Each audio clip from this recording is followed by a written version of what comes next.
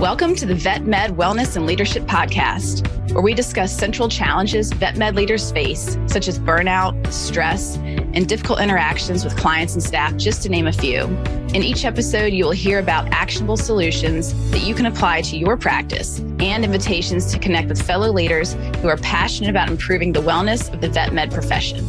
By subscribing, liking, commenting, or sharing this podcast, you are helping more veterinary professionals find the resources shared in these episodes. Thank you in advance for listening and supporting this show. I hope you enjoy it.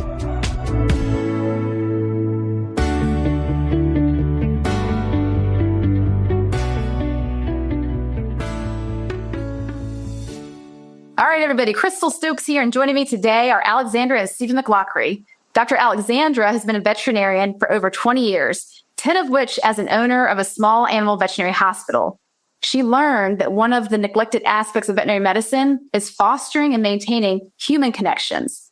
Her husband, Stephen, a software engineer and startup founder, helped her solve this problem by designing practice management software that puts relationships first. Vetbadger supports her practice by keeping medical records, team workflow, and client relationships all in one place. Vetbadger makes it easy for her to connect with her clients, her team, and get home to spend time with her family, which wouldn't we all like more time with our family? That's awesome. So Alexandra and Stephen, thanks so much for being on with us today. Well, thanks for having us here. My pleasure. So one of the things that I love about your story is you have a full circle story. So whenever I can highlight that on our podcast, I do. So for those who haven't listened before, our company, Full Circle Lab, believes that many veterinary professionals experience a full circle journey. I definitely did, and that's part of why I started Full Circle. We enter into veterinary medicine full of passion and purpose and love of all things veterinary medicine. And through a series of events unique to each of us, we slide to the bottom of that circle where we either want to leave the profession or some people opt to leave life. The very high suicide rates in veterinary medicine. I feel like both options are really unfortunate options, and we exist to help keep people from the bottom of that circle. So if we're lucky, something helps, it comes along and helps, and we come back to the top of that circle. You all kind of have your own version of that, that was part of the genesis of your company. So would you mind, Louis Alexander, starting with telling us about some of your history that led you to this point? Well, I went to vet school in Ireland. I graduated 20 years ago. When I got out as a new grad, I hit the trenches and worked at a mixed animal practice. So I did that for a year, and that was a lot of fun. So doing on-call by yourself as a new grad, luckily that's not legal anymore. But I have many stories. So kind of starting off scary, and then I still get nightmares from hearing the sound of that pager going off at 2:00 in the morning. Yeah. So did that for a year, and then I went to work for something more 9 to 5. I went to work for corporate. It was great. I learned a lot. However, as I was, racking up these huge bills for clients, I felt like I needed to explain what we were doing and why we were doing it. So I kind of fussed around in the software that I had, and I tried to print out a report for each client. And it was really hard and it was really ganky. But I got a really loyal client base. But I knew the clients deserved more, because you come out with a $500 bill. What did I just spend and what's going on? I felt like they didn't know. So I just put myself in their shoes and just kind of I know there was nothing I could do. I could just try my best. But yes, at one point, my mother passed away 8 years later. And that was my kind of full circle. I kind of hit a low point, and I went to a counselor, and I found out that my mother was an alcoholic, but that's a whole other podcast. But I was not happy. I was not happy at my job. And she was just like, well, why are you working there? Why don't you just go somewhere else? I was like, light bulb went off, and so I took her advice, and that was my last session. She's like, you're fine, leave. And I went to Southwest Portland, and I found a job at this really small clinic, and it just took off. I took ownership of myself. I took more ownership of the business, and I ended up buying the business 2 years later. But I felt like I came and just had more confidence in myself and who I was and what I wanted. So what I wanted was still that helping my clients. So that story of your exam and what you're paying for, I felt like still needed to be told. So there was no software that I could do exam reports. There's nothing that I wanted to purchase in the market that would satisfy my needs and feel like it would help the client. So that's where I went and talked to my husband about this issue, because I'm like, I want to buy this. I'm buying this business, that I need a different software than the one I had. I won't name names. And I wanted to let me do exam reports, and I want really good client communication. And it just went from there. Can I ask you a question? How are you Frankensteining this back then? So you had your high standard software that did the basics, but you still were somehow getting all this information in the client's hands. Can you describe like the dinosaur days and how you were doing this and how much time it took? Oh my gosh. Like, any bit of, so they had some type of report in their software. I won't name it. And it had like check boxes, and it had little like, vital symptoms or whatever. It was really primitive, and I would write notes in them or type notes in them and print it out. So it was a lot of just typing and stuff, like the problem list, and what the treatment was, and the tests, and then. But you had ended up results. using the tool that you were using was what they had originally designed for, like giving to referral vets or something, because they had another system that was supposed to be given to the clients, and it was terrible, and it couldn't even be customized. Mm-hmm. But you had figured out some way you found this other feature in the software, and. Yeah, I don't remember what it was. Yeah, so you were taking the software they already had, and you had to augment it every time. So you had to manually go in and kind of add your notes to it that personalized it and gave us more content that you thought was relevant for them to feel like, hey, if I just had a $500, $1,000 bill, this is what happens. Like, this is what the value is, to really see kind of behind the scenes, like what kind of care your pet is getting and the plans moving forward. So you were having to spend a lot of time every single time typing it by hand and customizing it.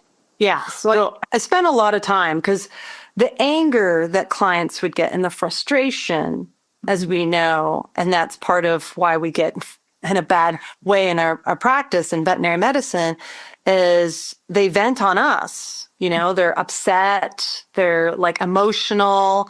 They spew horrible things at us because they don't know what's going on and they're scared. So communication is how we stop that. And the other thing, this philosophy started around that time, because we actually started building some software. What eventually turned into Vetbadger originally started out as just a communication platform. And because part of the problem, we were talking about this at the dinner table, and she was showing me the way she was using these tools. But then the other side of it is, clients have questions. And if you send them this form that's come out of a software that doesn't have communication features built in, they don't have any way of replying to that. They don't have any easy way of asking questions. And so they sit there and they don't understand it, and they stew for a while. And then they go on Google and they search for these symptoms. And next thing you know, they've just completely spun out of control. And you don't have any way of having sort of an actual conversation with them. Mm-hmm. So the first thing we did was we built, but the other side of this is what we talk about now as the asymmetric nature of this communication, because you have 1,000 clients maybe that you see in a year. Each of those clients has one vet. So from their perspective, they think of you as the vet, but you have to think of them as one of 1,000 people. And so you can't just manage this with your Gmail inbox. No. And that's what people are being asked to do. Yeah. And so very early on, we started building these tools that would let you send a message to a client and let them respond directly to that email. But when it came back, it would come back as sort of part of a medical record that was, at least manageable for the vet. And then we discovered that, as this went on, we were going through the process of buying the practice and thinking about, how software should evolve. We realized that the thing that we had built should actually be a complete practice management system, because just having a separate communication platform doesn't really solve the problem. It doesn't really make anything easier for the vet. You have to have that as sort of a core feature of a full practice management system in order for it to really help. Okay. So that's super interesting. So originally it was just going to be this one program that helps with communication, but it's like, well, why would we have them separate? We should integrate them together. Alexandra, can you speak more to the other main pain points you were seeing? The first one you noted was that one, it was taking forever just to show clients value, to actually communicate effectively about what we are actually doing with their pet, to have us on the same page, that the owner and the doctor can be on the same page. That was one big pain point. The next pain point was trying to have a two-way street of communication, that I can get you something and you can respond back. And so it's a nice, easy flow. The third one was having it all in one place. So I don't have to go over here to look at a communications log and then over here, copy and paste it into the medical record. Like, oh my gosh, this is exhausting. Were there any other pain points you were seeing that you were trying to solve at that point? Maybe within the team as well? Yeah, I mean, definitely team communication, tasks, things that need to be done, like autoclaving, Great. surgery setup. I can put a task for myself for a month to follow up about a particular lab result. I can give a task to a receptionist to schedule an exam for this client's pet in 2 weeks. So instead of me getting up out of my desk and going telling the person, all I have to do is just type it and send it. And it goes to it can go to receptionist in general, or a particular receptionist, or a particular CVT. And that has transformed all the frustrations that every vet has. I mean, they feel the flood of everything. You come in on Monday, you got a pile of charts, or if you don't have the charts, you look in front of the computer and you're like, where do I start? Well, I have a task list and I've got all the lab results. I know and I have a red alert. Okay. The red alert means I need to address that first. Right. The green is below that and the blue is below that. Nice. So I'm already my brain can handle that. Okay, red alert. I'm going to do with that first. Oh my gosh. Okay, now I'm going to do the next one. Now I'm going to do lab results and email them out to people and text them. I don't have to make phone calls anymore. If I do, I put on my headset and I do it through the computer. So I can be anywhere in the clinic. Can your team members, is it a two-way street? If I was in reception, yeah, I get a call, you're not there that day, I can assign a task to you as well. So it's my okay, everything's connected. That's one of the biggest parts of it, because anybody in the system can create a task for anybody else, either for an individual or for a role. So if you're a receptionist and you need an answer from a veterinarian, you can just put it on the veterinarian task list, or you can pick a particular vet and say, please give me an answer for this. So there's no more sticky notes on desks or, messages getting missed, all that kind of stuff. But it also gives everyone on the team the autonomy to it's not just doctor telling people what to do. It's people on the team being able to decide, because you can also select tasks from your role list, right? So if you're a technician, you can go to the technician list and say, okay, this is the thing I'm going to work on right now. I love it. I think the sticky note company hates you right now because they're like, oh yeah, no, it's keep using them. They're yellow and green everywhere. I mean, so many clinics I see that still post it note all over the place. It's nice. It's the teamwork aspect that we're really able to communicate as a team, and it keeps that workflow just much more consistent. So that's huge, right? Yeah.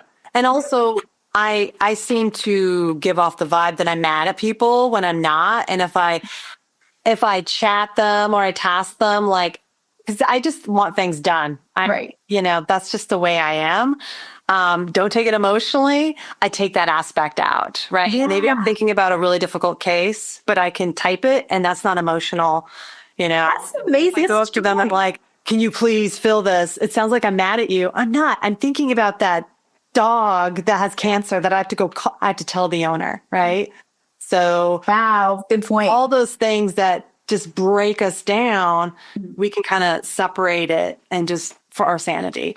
That's beautiful. You do emojis? Sorry, say that again. Emojis. So there are different symbols for the tasks. We're actually working on a chat system that's going to have. Yeah, actually, just this week we launched an integrated chat system that also has emojis. Yeah, That's what I was thinking, because emojis are so big right now, where I'm thinking, if the doctor's sending somebody a message like, hey, can you get this out? Blah, blah, blah. Thumbs up, or like a little smiley face versus grumpy cat face. It's like, Yeah, it's funny. Literally just yesterday, we started using the chat system at our clinic just to test it. Yeah. And that was one of the first things was like, the front desk team were saying like, hey, I need to use like 3 clicks in order to get an emoji.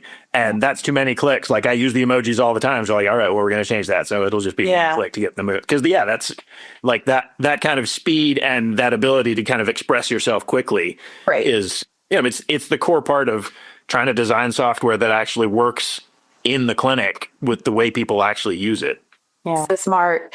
So should we shift into maybe a few examples for people that want to envision this? We all have experienced the practice management software. We probably use the main ones that exist. So we might be able to have an idea of the communication that goes on. I think it'd be fun to highlight some of your favorite stories, because a lot of what we talked about behind the scenes was how this has really improved relationships. Some of the outcomes that are more heart-centric, like every practice management software gets the day-to-day grind done. Like we keep track of things, the medical record's clear, things are documented. Those are the basics. But so assuming that that's all there, but what about the softer things that are harder to describe, that were the pain points that made you want to build this in the first place? Like being connected to your clients, being connected to your team, those relationships. Yeah. So there's one example I was just thinking of, and I don't know any of the backstory of this. I just saw it in the clinic last week. We have a little poster board where we keep like postcards and things from our clients. And I was reading one of them, and apparently I don't know if it was a dog or a cat, had passed away over a weekend. Like I think it had been euthanized, not at the clinic. And, when a pet is euthanized, we always send them a card and, express our condolences and everything. They sent us a card to express their condolences to us, to our team, because they felt that our team was so connected and loved their pet so much that, and they were like the day after the pet died, they got in touch with us and they wrote us a card to tell us that, how much they appreciated the services we had provided and how, they were kind of sorry to let us know that this pet, that, they knew everyone on the team loved this pet. And I feel like that's the kind of thing that, software doesn't produce that, obviously. We have a great team, but part of it is that the team is able to express themselves, that they're able to form these connections because we try to take all the extra baggage out of the way and make it easier through the software. I think that's a beautiful example. It really does speak volumes that they know how much you care. They know that you would want to know that pet passed away.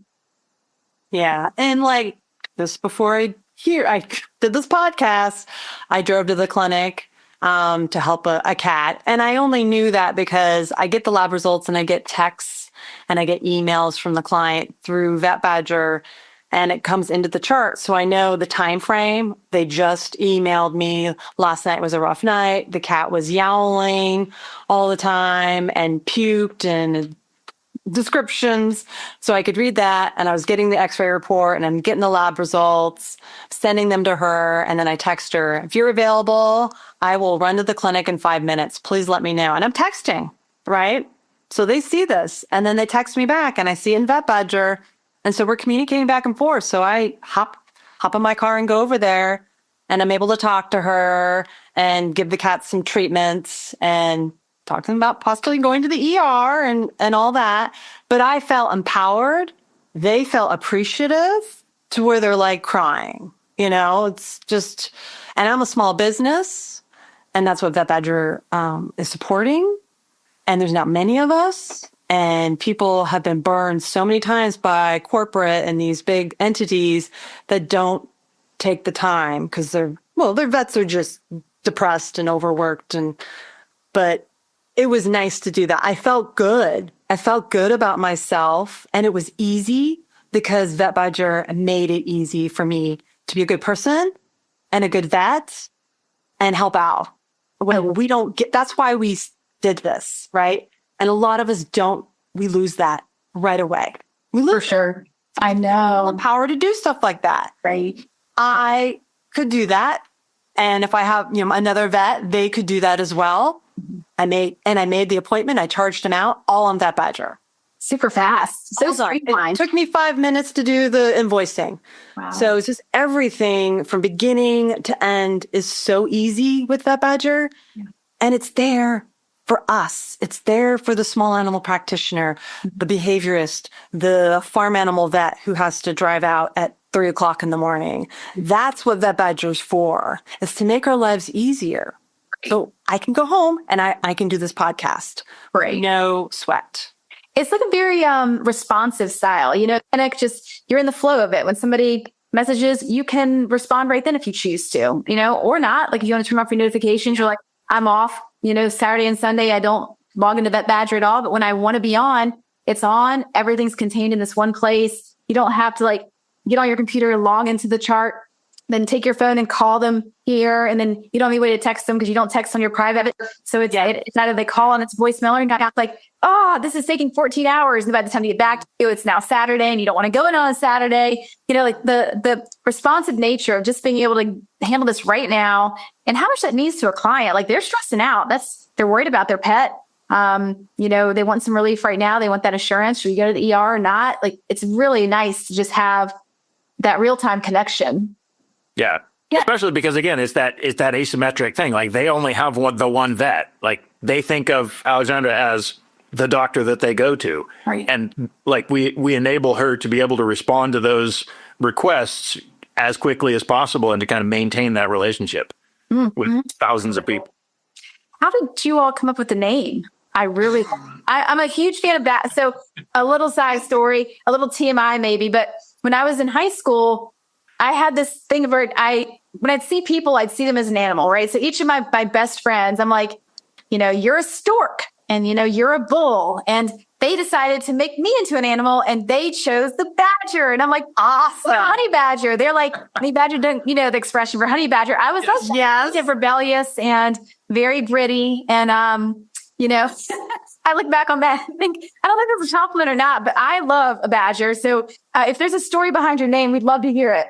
So that was the perfect setup for the story because most people ask if we are from Wisconsin or if we have some connection or I forget what the other one was that someone asked me about badgers. Oh yeah. Someone asked me recently if I was a Harry Potter fan because apparently the badger is I forget what the reference was, but no, it was originally a reference to the honey badger, and you probably saw that video on YouTube. Yes. So the story that, as I was telling you, we built the original software, the sort of communication thing, but then the timeline there was we built that while she was still working at the corporate clinic. We talked to sort of one of their VPs of corporate software. They were sort of thinking about maybe purchasing the software. But at the same time, we were thinking about some other problems and sort of more general things. And one of them was the idea of task management, what has now turned into sort of the task system in Vetbadger, which was the ability to create tasks for yourself, be on a team, create tasks for other people, have priorities, manage the priorities, all these different things. And the joke, we had to come up with a name for it. We weren't even thinking about really starting a company around it. It was just sort of exploring some ideas in the software. And my co-founder, Phil, said, we should call it Task Badger because it can do anything, right? And it was designed to be sort of this infinitely flexible task management system. And then time had moved on and I had started sort of combining these two ideas. And he was like, well, what's the name of the software? Because he was creating the sort of the background repository where we're going to store all the code. And he's like, we need a name. What are we going to call it? And I said, well, I've been calling it Vetbadger. And that was where the name came from, but it was very much supposed to be just a temporary name. We weren't ever going to name the company after it until I realized, actually, you can see on my shirt here, the idea that the badger's face kind of looks like the V. And I was like, we could do a logo. And then as soon as we had the logo, we're like, well, that's obviously the name of the company. It's a great name. Whoa, that's such a It started with Honey Badger. And even I think that, you all being kind of small and gritty, right? You're there for the small practices, for the private practices, for the ones that are kind of the forgotten ones almost in the giant corporate space. And you're not for everybody. You want to work with those people that can pull themselves up by the bootstraps and get it done. So that's kind of a nice segue of, are there any people listening today, would you say Vetbadger is not for you if blank? So we can kind of make sure to narrow the scope down. Yes.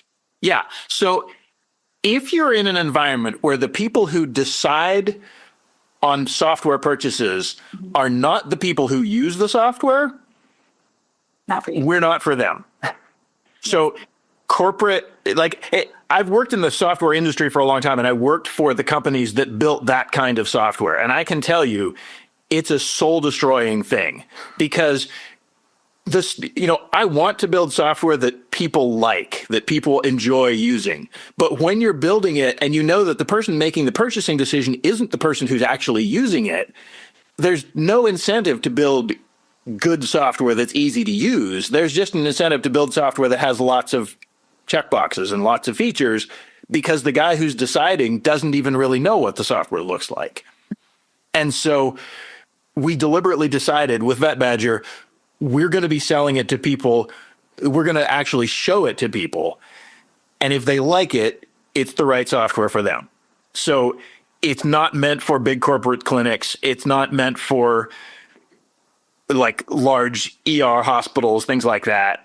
It's probably not the right software for those people. Mm-hmm. But if you're a mobile practice, if you're starting up, if you have a couple of doctors, if you have, some sort of weird scheduling issues that you're trying to have some flexibility around the way the calendar works, if you have a team that is, working part-time, you've got a bunch of different people in and out. If you need software that's really easy to learn, some of these systems, you have to pay thousands of dollars for someone to fly in and teach you how to use the software. We have people that have picked up the software in the first 45 minutes and I haven't talked to them since then. And they've been using the software for years. Right. Really user friendly. So is there a size clinic? So you'd say a number of doctors within a clinic that you'd say is kind of the max capacity or just max number of team members? I wouldn't say that we've found that yet. We don't have very many larger clinics, but I think it's more because of the sort of the corporate structure of the clinic. Mm-hmm. Like the software is designed to work pretty well with, 5 doctors, 6 doctors. That should be fine. Mm-hmm. But yeah, to be honest, we do mostly end up working with the smaller clinics. Got it. And sort of 1, 2, 3 doctors. And I mean, obviously clinics like ours, where there's 1 doctor, soon to be 2, mm-hmm. And maybe 10 people. Mm-hmm. That's definitely sort of one of the sweet spots. But we do also have, we work with sort of larger clinics and we work with like single doctors who are just working by themselves as well. Yeah. Well, I'll say personally with the clinics that I've worked with, what it reminds me of is, so I cut my teeth when it comes to being in leadership and operational roles when I lived in the Bay Area in California. So startup culture, you see teams that, like for instance, Google, Facebook, it's companies that just their performance is off the charts and their communication and project management is off the charts. And in coming into many of the veterinary clinics, there was no real communication pathway for team members.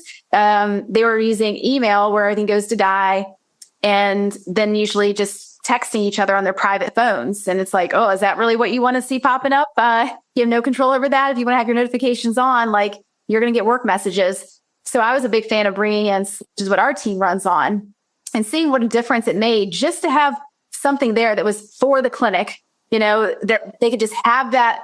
They can make channels like this is for inventory, right? This is for reception. This is the tech team. This is the vet team. This is management. This channel's locked, so nobody else can get in it. This one's an open channel, like a fun channel where you just post random stuff, like whatever it would be. And just that small tweak of that communication being in a centralized place that's not your text box, it's not your email inbox. It was something special for their clinic.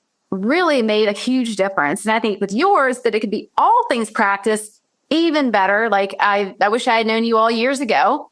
But so for those people listening today, I imagine that some are like, well, I'll believe it when I see it. That'd be me. I'm very skeptical. how people go about just getting to check this out? Like, what's the process of learning more and experimenting with your software? Is there any risk involved? Yeah, so there's no risk. There's you go to our website, vetbadger.com, and you can sign up for a demo. And we do offer a 30-day free trial, so you can sign up for it and start using it. So yeah, it's no risk, and it's easy to learn. And well, you've seen the demo. It's kind of cool. I think the demo is a great place to start, and I think even more so, I really learn by doing. I'm like a kinesthetic learner. So for me, the 30-day free trial is great. Like, just to have something where you can log on, kind of build out the practice, make a fake client, make it myself, email my client, like see how the actual flow goes. That's the stuff that really helps me learn software. So I think it's nice that you all have that option for that kind of demo. Before we wrap up today, was there anything else that you would just want to share in terms of your story, like really helping those listening who might be feeling the same pain points, like, I'm not able to show the value to my clients. They're constantly frustrated with the bill. I'm constantly exhausted trying to communicate with them. It's the bane of my existence as a doctor. My team is frustrated because we're not on the same page. Sticky notes are everywhere and getting lost. We're frustrated with each other. I think we've kind of hit some of those pain points. Was there anything else that you wanted to highlight today and this full circle story of yours with Vetbadger? I think it's those things. Give yourself credit for having identified those as real problems and recognize that people who built software maybe weren't thinking about those problems. And so if you prioritize communication and relationships, it is worth finding software that also prioritizes those things, because a lot of software systems, they just think about it in terms of, we just have to have a medical record, or we just have to make sure we have invoices. And those things are absolutely important, but they're not the only things. And being able to prioritize those relationships just as highly as the other aspects of your business, give yourself credit for recognizing that that is an issue that you should be thinking about. Yeah, it's people have forgotten why they do veterinary medicine, and Vetbadger lets you remember. It's the relationships, it's helping animals, helping the clients, and working with the team and communicating with the team. That's just simplifying it. You're doing that again. Like, you're doing what you thought it was when you were a kid. When you're like, I want to be a vet, you're doing it. And it is possible. I want people to know that, like, you can enjoy veterinary medicine again. It is possible. There are a lot of walls, but Vetbadger takes them down. And once that's down, it's phenomenal. Like, I love going to work. I love it. You know, it's great, and I love my team, and my team is happy, and yeah, that's basically it. It's beautiful. You all, I'm really truly proud of you. I feel like, Alexandra, for you to have the courage to go to counseling and say to dig in and discover that this is not why I went into veterinary medicine. This is not my life path. Be brave enough to leave, to take the leap of ownership, which is a big, scary leap. And then, Stephen, to be there to support this, like to be the person who takes the vision and makes it real, which is so hard, right? We can talk the talk all day, but can we walk the walk? And not just to walk the walk for the two of you and your team, but to share it with other people. Like, that is so cool. I'm just really glad that I came across you all and learned about your software. And thank you so much for taking the time today to come on and just share this with everybody else. I'm very impressed, and it's very heartwarming to know that you're in a place now where you're back at the top of that circle, just really enjoying vet med again. Yeah. Well, thank you. Thank you. Welcome. Well, thanks for being on with us today. I'll link up your website in the show notes so everybody can find it. You can go on there to book a demo. All the contact information is there. Is there anything else you want to list for where people can find you besides your website? You can send me an email, Stephen@vetbadger.com. All right. I'll put that in the show notes too. And it's Stephen with a STEPHEN for those who are not looking at show notes. Awesome. Well, Alexandra and Stephen, thanks again for being on with us today. It was really fun. Great. Thanks a lot. Thank you so much. Welcome. Thank you for joining me today. I hope that you feel stoked after listening to this episode.